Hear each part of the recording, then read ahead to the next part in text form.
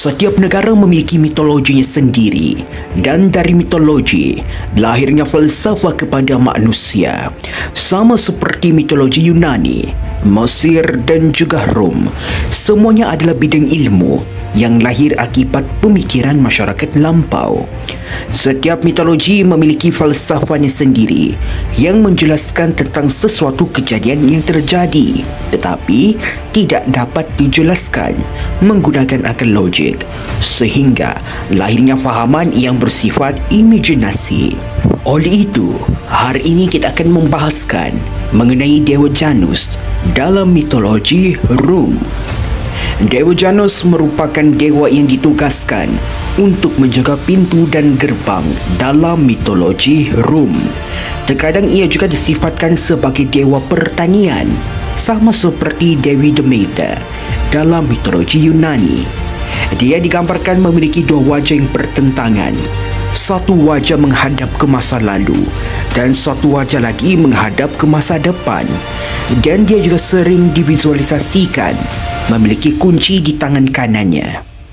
Dewa Janus juga sering diartikan sebagai dewa peperangan, sehingga wujudnya kuil yang bernama kuil Janus Geminus di Rom sudah menjadi satu kebiasaan setiap dewa-dewi dalam pelbagai mitologi memiliki pelbagai tugas, tidak dikhususkan kepada satu.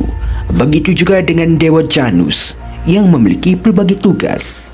Dalam tradisi peperangan di Rom, mereka mempercayai bahawa Dewa Janus mampu memberikan keberkatan apabila mereka melewati pintu-pintu kuil, dan mereka juga akan membiarkan pintu kuil sentiasa terbuka selagi mana peperangan berlaku, dan akan menutupnya apabila kemenangan atau perdamaian terjadi. Oleh kerana tugas utama Dewa Janus adalah penjaga pintu dan gerbang, dia juga disifatkan merupakan akhir kepada suatu perjalanan, persis seperti pintu yang memiliki awal dan akhir.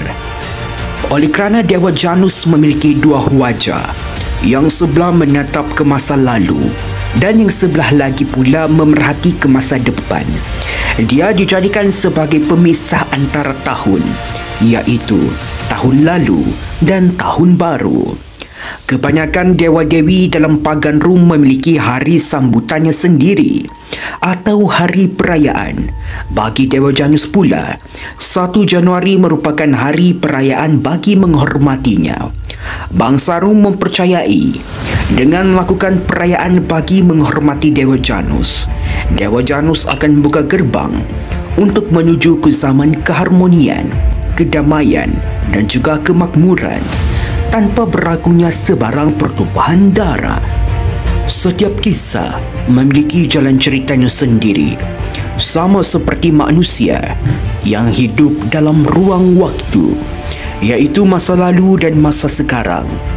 Kisah di masa lalu dapat menjadi pengajaran untuk menjadi lebih baik di masa sekarang.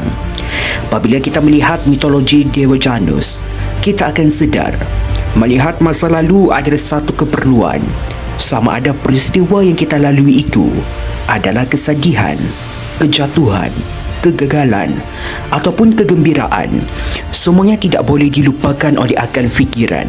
Bahkan, orang yang cuba menghapuskan ingatan dan memorinya di masa lalu ibarat menghapuskan dirinya sendiri. Daripada mitologi, lahirnya falsafah yang menjadikan Dewa Janus sebagai bulan pertama dalam kalender Masihi yang dikenali sebagai Januari. Walaupun kisah Dewa Janus ini hanyalah mitologi semata-mata, tetapi kita belajar banyak falsafah yang mampu merubah kehidupan masyarakat moden, iaitu pentingnya melihat ke masa lalu demi kebaikan di masa sekarang.